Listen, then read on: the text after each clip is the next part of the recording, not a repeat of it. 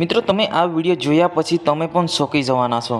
જી હા મિત્રો, કમજોર દિલવાળા આ વિડીયો ના જોવે અને તમારામાં હિંમત હોય તો આ વિડીયો છેલ્લે સુધી જોજો। નમસ્કાર મિત્રો, વિડીયોમાં તમારું સ્વાગત છે। હું તમારો દોસ્ત શૈલેષ બિલ। મિત્રો વિડીયો સ્ટાર્ટ કરતાં પહેલાં ચેનલ પર નવા હો તો ચેનલને સબસ્ક્રાઈબ કરવાનું બિલકુલ ભૂલતા નહીં। મિત્રો કેટલાક દિવસોથી આ દક્ષાબેન ઠાકોર સોશિયલ મીડિયાની દુનિયામાં ખૂબ જ વાયરલ છે, પરંતુ મિત્રો તમને ખબર છે કે દક્ષાબેન ઠાકોર વાંચી શકે છે, લખી શકે છે। એમને ના બોલપેન પકડી, ના કોઈ પણ પ્રકારની ચોપડી નથી, મોબાઈલ નથી, ટીવી નથી, ઇલેક્ટ્રિક વસ્તુ કોઈ પણ પ્રકારનું એના ઘરમાં પણ નથી। ઘર એમના મમ્મી પપ્પા યાની કે માતા પિતા ખૂબ જ ગરીબ છે, તોય છતાં એ વાંચી શકે છે, લખી શકે છે, બોલી શકે છે। એ કેવી રીતના વાંચી શકે છે, લખી શકે છે એ તમને લાઈવ પ્રૂફ તમને છેલ્લે બતાવવાનો છું વિડીયોની અંદર, એટલે વિડીયોને છેલ્લે સુધી જોજો।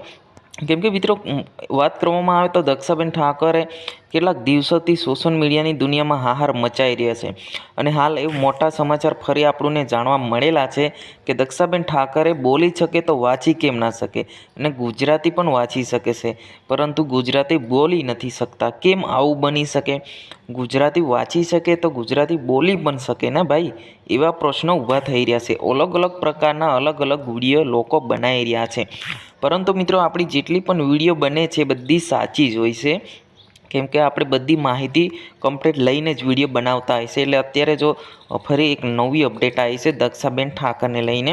અત્યારે ચૂંટાયેલા હાલના કોંગ્રેસના નેતા ગેનીબેન ઠાકોરે પણ એમના વખાણ કર્યા છે કે એક નાનકડી દીકરી છે, આટલું સરસ બોલી રહી છે હિન્દી, એમને ભણવામાં મદદ કરવું જોઈએ ખરેખર મિત્રો, કેમ કે એમને ભણવામાં મદદ કરવું જોઈએ છે, કંઈક ને કંઈક સહાયત આપવું જોઈએ, કેમ કે અત્યારે સોશિયલ મીડિયાની દુનિયામાં ખૂબ જ ફેમસ છે। ખરેખર મિત્રો ખૂબ જ સારી દીકરી છે, ખૂબ જ સારું હિન્દીમાં વાતચીત થઈ રહી છે, પૂર્ણ જન્મની વાતો કરી રહ્યા છે।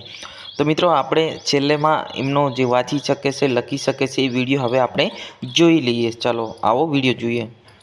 लिखेला पढ़ते आते हैं? गुजराती समझ में आती? गुजराती समझ में आती है?